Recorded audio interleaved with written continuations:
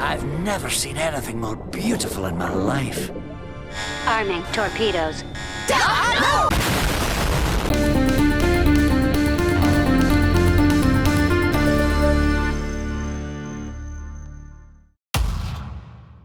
Hello and welcome back, ladies and gents, into the episode The Lost Harp of Mervana, an item teased back from this season's premiere. And also, yes, it was indeed within a single episode of the original DuckTales series. However, I am so happy that I did not cover it because honestly, that episode is almost nowhere near as similar to this one's. But with all introductions out of the way, let's truly begin with our analysis for this season's episode. So from the beginning, we're told that this is Huey's choice of adventuring, and it's also coincidental how his last enjoyable quest was also underwater back in season 2, including Cousin Feathery, someone who was also known to be a woodchucker, and the same can be said for Huey's mom as well. However, it was indicated that Della doesn't like fish life, surprisingly. And I say surprisingly because we did see her within a flashback in the Sun Chaser episode back in season 1 underwater swimming and discovering treasure with Donald and Scrooge. But I suppose since she was wearing protective scuba gear, she technically was not the one to touch any of the fish. Another imperative detail about Huey that I've come to realize over time is how these seasons have been structured lately, and I'm certain that other people have noticed it as well. And it's that each season consists of giving each triplet a certain amount of screen time and character progression. A great example being how season 1 mainly focused on Dewey and his struggle against the pain of not having his mother. Season 2 on the other hand was about Louie most times and him overcoming his fear of not developing into someone greater,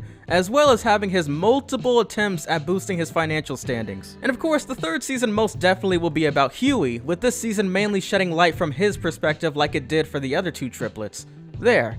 I really had to get that off my chest. Lastly, I know that I mentioned it at the very end of my season 3 premiere analysis, but yes, for anyone who didn't see me mention it, Della is now included within the intro, and it's wholesome. Plus, this very episode is marked as the very first episode to show the full introduction's length with Della included due to the other 3 episodes this season having a slightly longer runtime. Alright, now back to the episode. Louie's already showing his true colors, expressing how even before they even made it inside of Mervana, he expects a trap to happen. And while explaining that it's happened countless times before, he displays a chart showing how many times each triplet was brought up as a sacrifice. And guess who came up on top? I guess I'm not the only one who finds Dewey to be a tad bit annoying. However, I will flat out admit that it's kinda depressing because it's not his fault that he was literally dropped when he was a hatchling. Some time passes and eventually they stumble upon 2 mermaids who are more than happy to lead the way in showing the group their wondrous land of Mervana. And the 2 special guests voice acting the both of them are Greg Sipes as Vero, Hendon Walsh as Alethea, my bad. The same 2 known for being as Beast Boy and Starfire. But yeah, Hendon Walsh plays as Alethea. Also, Greg Sipes was Tad in Star vs. the Forces of Evil on a plus note. As it turns out, the land of Mervana ends up being a land of hippies where it's all about peace and apparently being one with the ocean and giving up all of your worldly possessions. Donald shockingly made his way through their peace courses and practically became a pacifist in the end. That is until one teeny tiny little comment was made. You know your famous chili we say we love? It's just okay.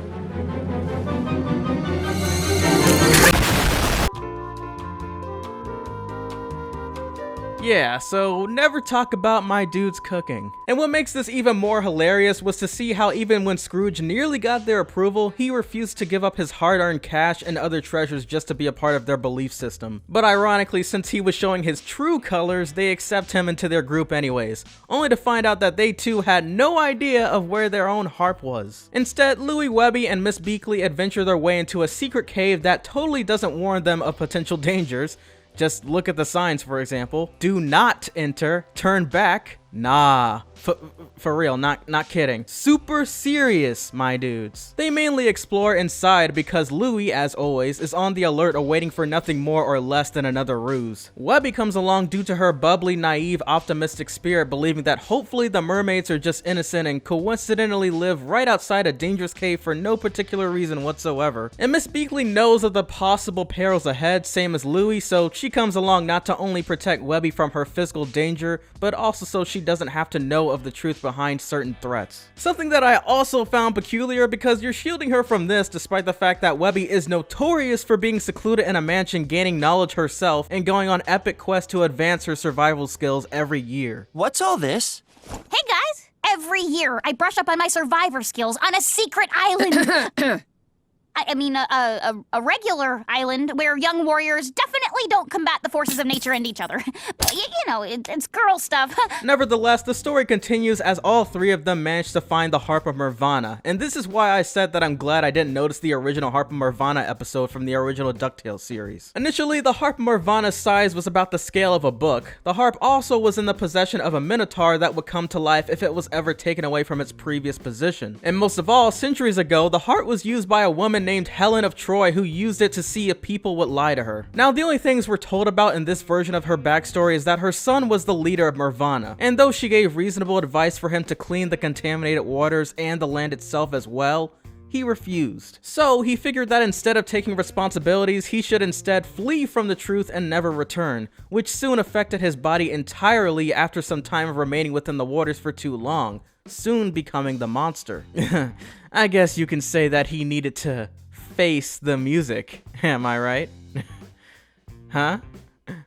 Okay, look, just because Star Vs made that joke before I did doesn't mean I can't say it either, you know. Besides that, he returns back to normal health after touching land for some time, somehow still remains their king even though he totally ditched them for years on end, but is still helped by the other fish mermaids due to their new idealistic utopia of a land of everything being free. So in today's lesson, everyone, always remember that most times, the harsh truth makes you truly free in the end. I honestly want to see the Harp of Mervana again. I mean, they could use her in an episode where Scrooge questions the vultures ahead of Fowl about the conspiracy or something else similar to that effect for all we know. Perhaps there's some truth that Scrooge will discover with the help of Harp of Mervana, just like how he did in the original DuckTales series episode. Especially since we have recurring characters in all sorts of places in this show, it would be great to have nearly everyone come together in a great finale and work together like in Gravity Falls, for example. But perhaps I've said quite enough.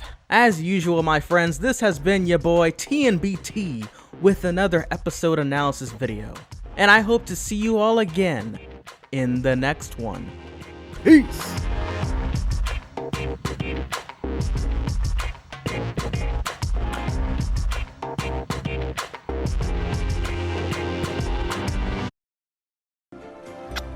I'm your grandmother, dear. I have no secrets from you from here on out.